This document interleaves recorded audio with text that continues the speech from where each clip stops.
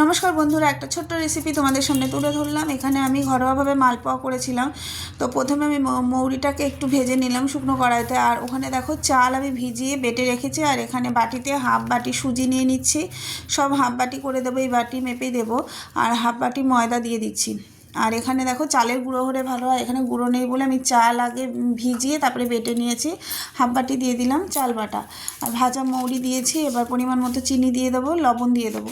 যে যেরকম মিষ্টি খাবে সেরকমই মিষ্টিটা দিতে হবে। আর একটা গুঁড়ো দুধ ছোট প্যাকেট ছিল, সেটা দিয়ে দিলাম, এতে ভালো লাগে খেতে। আর এখানে দুধটা ঠান্ডা দুধ, একটু দুধ দিয়ে দিলাম। এবার এটাকে ভালো করে মিশিয়ে নিতে হবে। দেখো ঠিক এরকম হবে, ভালো করে এটাকে মেশাতে হবে, মানে একটু যাতে গোটা গোটা না থাকে। যত ভালোভাবে মেশানো হবে এটা ফুলবে তত ভালো। আর এখানে আমি খাবার সোডা ইউজ করিনি, এমনি নর্মাল নুন দিয়েছিলাম চিনি দিয়ে, মানে কোনো খাবার সোডা আমি ইউজ করিনি এখানে। তো দেখো কি সুন্দর ফুলেছে আর খুব নরম হয়েছিল খেতে। মালপোয়া বা তেলে ভাজা পিঠে তোমরা যাই বলো না কেন, এটা আমি প্রথম করলাম।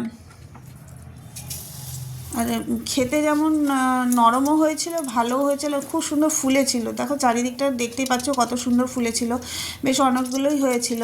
এই মালপোয়া করতে সাধারণত সুজি আর চিনি লাগে, তো আমি একটু চাল বাটাও দিয়ে দিয়েছিলাম। চালের গুঁড়ো ছিল না বলে চালটা আমি দুপুরে ভিজিয়ে রেখেছিলাম, সন্ধ্যেবেলা ওটাকে পেস্ট করে নিয়ে দিয়েছিলাম। তো দেখো কি সুন্দর ফুলেছে।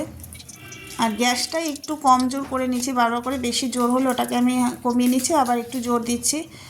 তো এইভাবে আমি প্রত্যেকটা ভেজে নেব। দেখো 4-5টা ভাজা আছে। আর কি সুন্দর ফুলছে, তেলগুলো এরকম পাশের থেকে একটু চারিদিকে দিয়ে দিচ্ছি। খুব সুন্দর ফুলেছিল পিঠেগুলো। আর ভাজা মৌরিটা দিয়েছি বলে গন্ধটা খুব সুন্দর লাগছিলো। এইভাবে চেপে চেপে দিচ্ছি, যেগুলো বেশি ফুলে যাচ্ছে একটু এইভাবে চেপে চেপে দিচ্ছি, নাহলে ভেতরেরগুলো সেদ্ধ হবে না। আর এটা একটু বেশি ভাজা হয়ে গেছিলো। আর এই যে দেখো ময়দার এগুলো পুরো পুরো কালো হয়ে গেছে, দেখতে বাজে লাগছে। যতটা পেরেছি তুলে দিচ্ছি। দেখো এতগুলো হয়ে গেছে আমার।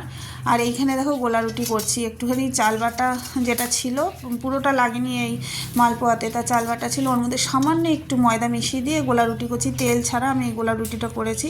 আর এই দেখো মালপোয়াটা কি সুন্দর নরম হয়েছিল। গোলা রুটিটা তেল দিচ্ছি না, এমনি প্লেন করছি। দেখো কড়াইটা একটু পুড়ে গেছে, যেহেতু তেল ছাড়া করছি, গরম হয়ে গেছে। আর এর আগে আমি এই কড়াইতেই মালপোয়াটা করলাম। তো এইভাবে ঘুরিয়ে দেবো চারিদিকে, কিছুক্ষণ ওয়েট করব, তারপরে এটাকে আমি উল্টে দেব।